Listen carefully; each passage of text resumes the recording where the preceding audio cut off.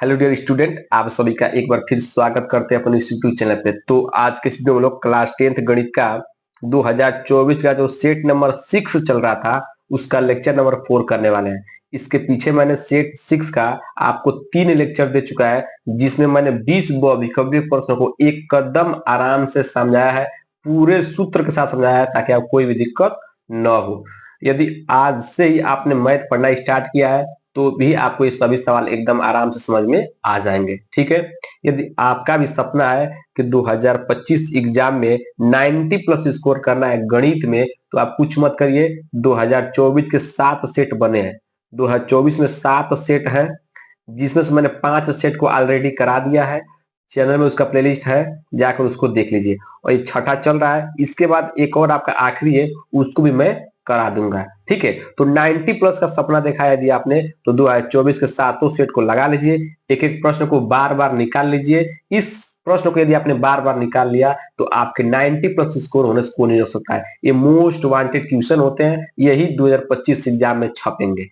ठीक है, चलिए वीडियो को स्टार्ट करते हैं। और इसी तरह मैं सामाजिक विज्ञान का और साइंस का भी अनसॉल्व सेट करा रहा हूं, उसका भी वीडियो चैनल के प्लेलिस्ट में है, जाकर उसे देख लीजिए। ठीक है, हर सब्जेक्ट में 90 प्लस दिलाने का गारंटी देता है ये चैनल आपका, इसीलिए चैनल को सब्सक्राइब कर लीजिएगा और सभी वीडियो को लाइक जरूर कीजिएगा। ठीक है, चलिए हम लोग अगले प्रश्न को करते हैं। आपका अगला प्रश्न क्या है? अगला प्रश्न है, हम लोग इस वीडियो में खंड ब को विचार करेंगे। ठीक है, खंड ब को, खंड ब 21 प्रश्न कर रहा है कि सभी खंड कीजिए, मतलब इसमें जितने भी प्रश्न है उन सभी प्रश्नों क्या करना है आपको, हल करना है। ठीक है, ये सभी प्रश्न कितने नंबर के? दो दो नंबर का प्रश्न है। ठीक है, चलिए।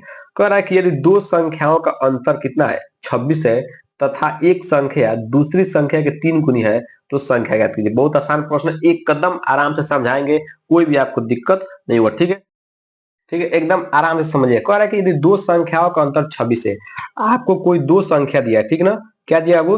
आपको कोई दो संख्या दिया है, लेकिन आपको दोनों संख्या पता नहीं है कि कौन कौन है। तो सबसे पहले मान लीजिए, क्या लिखिएगा? माना, माना पहली संख्या, ठीक, पहली संख्या x है। क्या है? x।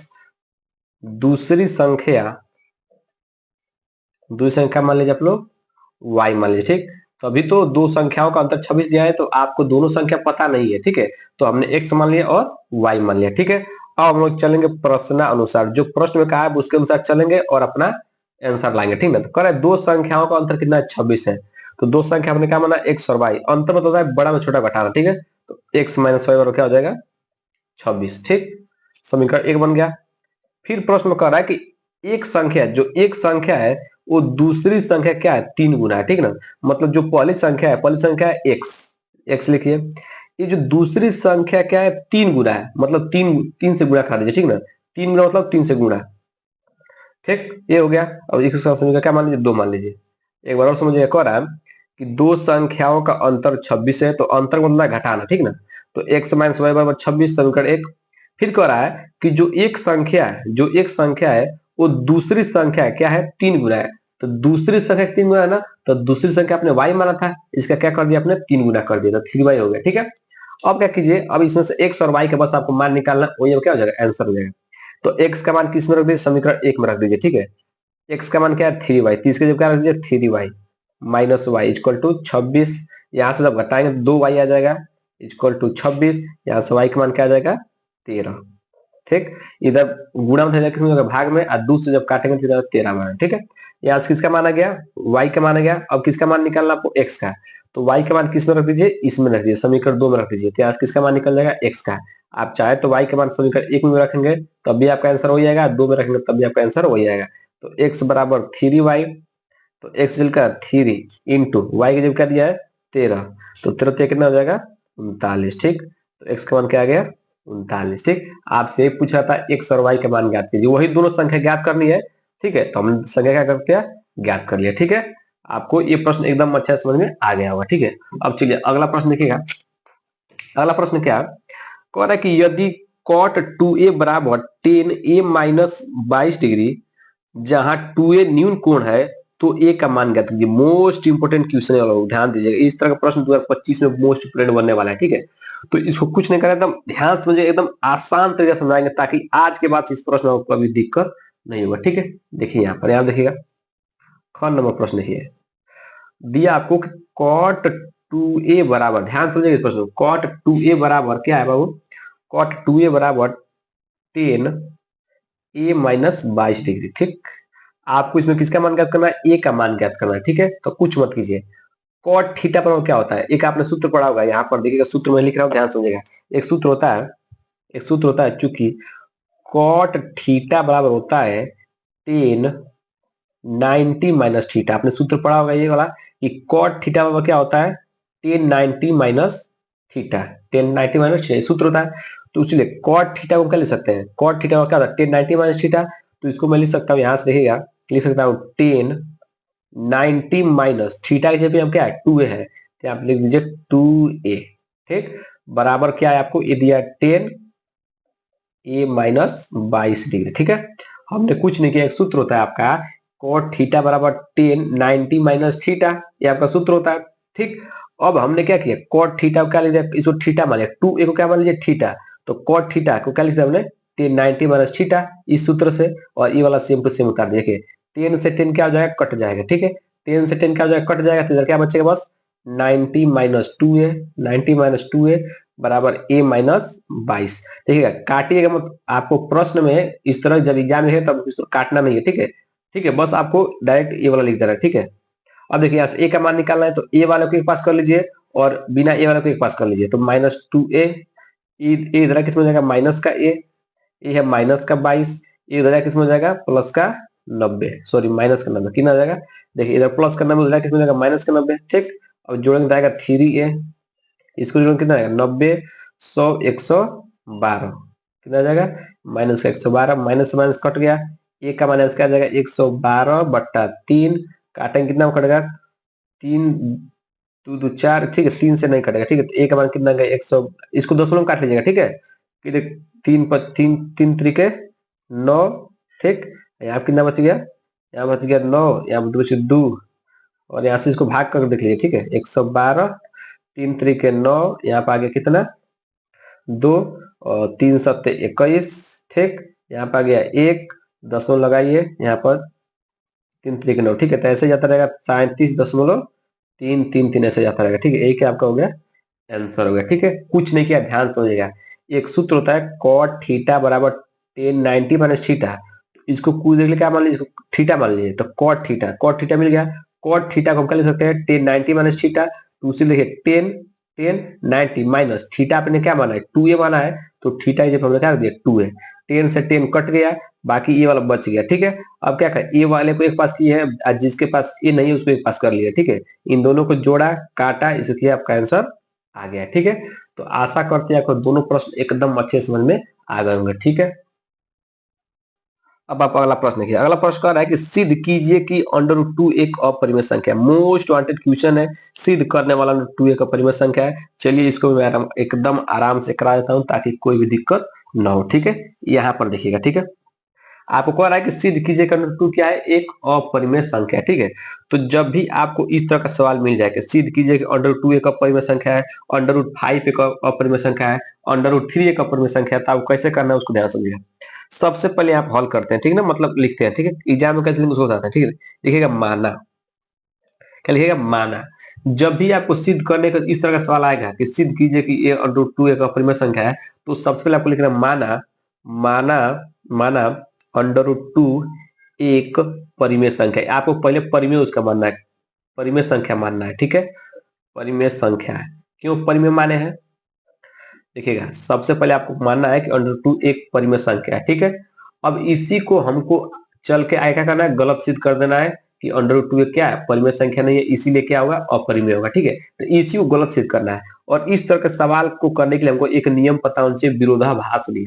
ठीक है, तो विरोधाभास नियम क्या होता है, मतलब विरोध करेगा। ठीक है ना, ये उसने कहा है कि सिद्ध कीजिए कि √2 की अपरिमेय संख्या है, बोला है प्रश्न में आपको, लेकिन हमने क्या माना है कि √2 क्या है परिमेय संख्या है। ठीक है, तो विरोध कर रहा है कि नहीं कर रहा है, अब इसी को विरोध करते जाएंगे और अंत में क्या हो जाएगा, हम गलत हो जाएंगे। तो गलत जब होंगे तो लिख देंगे कि क्या है एक अपरिमेय संख्या। ठीक है, अब ध्यान समझिएगा, √2 एक परिमेय संख्या है, आपने मान लिया, तो दुनिया कोई भी एक परिमेय संख्या हो उसको हम बट्टा के रूप में लिख सकते हैं। तो √2 को हम लिख सकते हैं a/b, क्योंकि कोई भी परिमेय संख्या उसको बट्टा के रूप में लिख सकते हैं। ठीक, अब आप दिखा दीजिएगा a और b क्या है, सह अभाज्य संख्या है। ए और बी, जो ए और बी अपने माना ये क्या है, सह अभाज्य संख्या। क्या है, सह अभाज्य अभाज्य संख्या है। अब स्वाभाज्य संख्या क्या होती है सर, देखो स्वाभाज्य संख्या वे संख्या होती है जो मतलब जिनका क्या मतलब समझिए, स्वाभाज्य संख्या होता है कि अब ए को कोई और नहीं काट सकता है, ना बी को कोई और नहीं काट सकता है, मतलब ए अब और छोटा नहीं हो सकता है, मतलब ए अब किसी से भाग नहीं होगा, ठीक है, और बी भी है, ये किसी से भाग नहीं होगा, इसका मतलब इधर स्वाभाज्य संख्या है, ठीक है, हो गया। अब देखिए इधर रूट है, इधर रूट नहीं है, इधर रूट है, इधर रूट नहीं है, तो दोनों तो से रूट हटा लीजिए, ठीक है ना, मतलब इधर से रूट हटा दीजिए, तो रूट हटाने क्या करते हैं, दोनों पक्षों का वर्ग कर दीजिए। क्या कर दीजिए, दोनों पक्षों का वर्ग करने पर, दोनों पक्षों का कर दीजिए, वर्ग कर दीजिए, ठीक है, दोनों पक्षों का करिए वर्ग करिए, तो इधर से रूट हट जाएगा, क्योंकि क्या होता है, जो रूट होता है, रूट के अगर रूट रूट के ऊपर स्क्वायर लगता है तो रूट से इसका स्क्वायर से रूट क्या होता है, कट जाता है, ठीक ना, रूट क्या होता है, स्क्वायर से कट जाता है, ठीक है, तो इस तरह एक कट जाएगा, स्क्वायर होगा तो जगह दो, अब इधर हो जाएगा ए स्क्वायर बट्टा बी स्क्वायर, ठीक, ए स्क्वायर बट्टा बी स्क्वायर, यहाँ से क्या कीजिए, बी स्क्वायर की इधर कटाइए और ए स्क्वायर को इसके दो को नीचे लाइए, ठीक है, ठीक है, यहाँ तक कोई दिक्कत। अब इसको क्या मान समीकरण एक मान लीजिए, ठीक, समीकरण एक। अब देखिएगा, आपने एक प्रमेय पढ़ा होगा, आपके बुक में प्रमेय दिया है कि अगर ए स्क्वायर दो से भाग होगा, किससे भाग होगा, दो से भाग होगा, दो से भाग हो रहा है, किससे भाग हो रहा है, दो से भाग हो रहा है, तो तो ए भी दो से भाग होगा, एक प्रमेय है बाबू, भाग होगा, अभी पहले से तब समझाते हैं, ठीक है ना, होगा, ठीक। एक आपके बुक में प्रमेय दिया है एनसीईआरटी में कि ए स्क्वायर मतलब कोई मान लीजिए कोई भी संख्या का स्क्वायर, ठीक है, किसी से भाग हो रहा है, तो वह संख्या में किससे भाग होगा, उस संख्या से भाग होगा, जैसे 5 का स्क्वायर है, ठीक है, मान लीजिए 5 का स्क्वायर यदि 5 से भाग हो रहा है, ठीक, 5 का स्क्वायर कितना होता है, 25, 25 किससे कटेगा, 5 से, तो यदि किसी का स्क्वायर कट रहा है तो वो संख्या भी किससे कटेगा, 5 से, मतलब 5 का स्क्वायर 5 से कट रहा है, तो ये जो 5 है ये भी किससे कटेगा, 5 से कट जाएगा, कट जाएगा नहीं कट जाएगा, ठीक है ना, मतलब 5 का स्क्वायर यदि 5 से कट रहा है तो जिसके ऊपर स्क्वायर है वो भी किससे कटेगा, 5 से कटेगा, ठीक है, तो ए स्क्वायर 2 से भाग हो रहा है तो ए भी किससे भाग होगा, 2 से, ठीक है, ये आपके बुक का प्रमेय है, ठीक है। अब देखिए, अब ए को क्या करिए, 2 से भाग दीजिए, तो मान लीजिए जब ए को 2 से भाग देंगे कुछ भी आ सकता है, ठीक है, हमने मान लिया सी, ठीक। अब यहां से कीजिए ए का मान निकाल लीजिए, ए का मान जब निकालेंगे ये बराबर क्या आ जाएगा, 2c, ठीक। अब ए का मान क्या करिए, समीकरण एक में रख दीजिए, ठीक है, ठीक। अब ए का मान किस में गया, समीकरण एक में, समीकरण एक क्या है, बी स्क्वायर बराबर ए, यहाँ पर लिख दीजिएगा कि ए का मान यहाँ पर लिख दीजिए, ठीक है, ए का मान समीकरण समीकरण एक में रखने पर, समीकरण एक में क्या करने पर, रखने पर, ठीक, समीकरण एक में रखिए, समीकरण एक आपका यही है ना, समीकरण एक, तो रखिए बी स्क्वायर हो गया, ए का मान क्या होगा, 2c का होल स्क्वायर बाई 2, ठीक। अब इसको सॉल्व कर दिए, ठीक है, सॉल्व कर दिए इसको, बी स्क्वायर बराबर ये हो जाएगा, इसके ऊपर आएगा तो 4c स्क्वायर बटा 2, 2 से काटेंगे 2 बार में, ठीक है, तो यहाँ क्या हो जाएगा, बी स्क्वायर देखिएगा, बी स्क्वायर बराबर बचा है 2c स्क्वायर, ठीक। अब देखिए दो को इधर गुणा में देखिए भाग में रखाइए, ठीक है, यहाँ देखिएगा बी स्क्वायर बाई 2 बराबर सी स्क्वायर, ठीक है। अब देखिए फिर वही बात बन गया, देखिए ए वाला फिर सी स्क्वायर नहीं बन गया, अब बी स्क्वायर किससे भाग हो रहा है, 2 से, तो बी भी किससे भाग होगा, 2 से, तो आप लिखिए अतः अतः बी स्क्वायर 2 से भाग हो रहा है, किससे भाग हो रहा है, 2 से भाग हो रहा है, तो दो सॉरी बी क्या होगा, बी है ना, बी भी 2 से भाग होगा, ठीक, भाग होगा ना, अब भाग होगा, ठीक। अब देखिए ध्यान समझिएगा, इसका बी भी 2 से भाग हो रहा है, अब देखिए ध्यान समझिएगा, हमने क्या माना था, अब यहीं पर मैंने गलत हो गया, देखिए ध्यान समझिएगा, हमने माना था कि ए और बी सौ अभाज्य संख्या है, मतलब ए को और कोई नहीं काट सकता है और ना बी को कोई नहीं काट सकता है, लेकिन ध्यान समझिएगा, जो यहाँ पर ए है ये भी 2 से कट रहा है और यहाँ पर बी भी है ये भी 2 से कट रहा है, मतलब बी भी 2 से भाग होगा, मतलब बी को 2 से भाग करेंगे तो कुछ भी आ सकता है, मान लीजिए डी आ सकता है, कुछ भी लिख सकते हैं, ठीक है, बात समझ रहे ना, तो देखिएगा यहाँ भी ये क्या हो रहा है, 2 से भाग हो रहा है, और यहाँ पर बी भी किससे भाग हो रहा है, 2 से। लेकिन हमने माना था कि ए और बी अब किसी से कटेंगे नहीं, ठीक है। तो हमारा मानना क्या हुआ, गलत हो गया।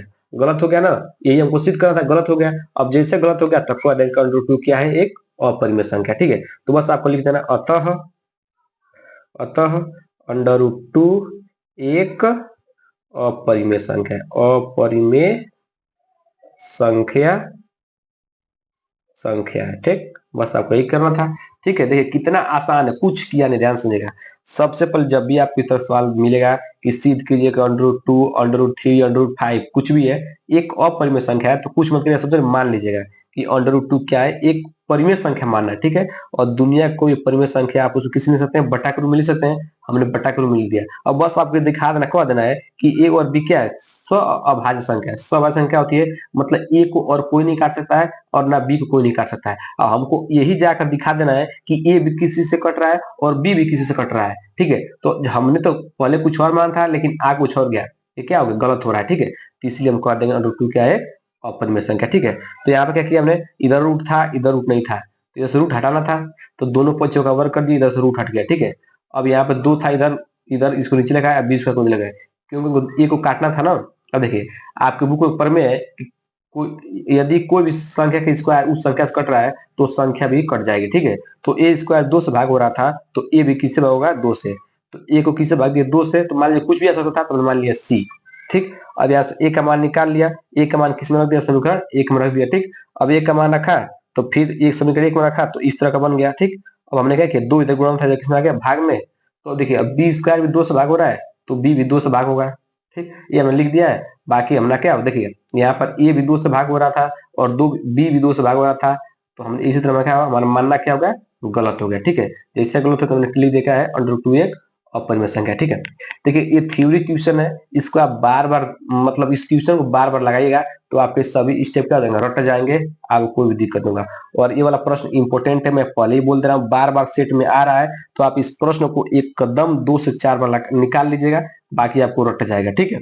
तो इस वीडियो हम लोग क ख ग प्रश्न 3 को रन देते हैं, बाकी अगले वीडियो हम लोग इसको 3 को हल कर लेंगे, तो आपका खंड ब भी क्या हो जाएगा, कंप्लीट हो जाएगा, ठीक है।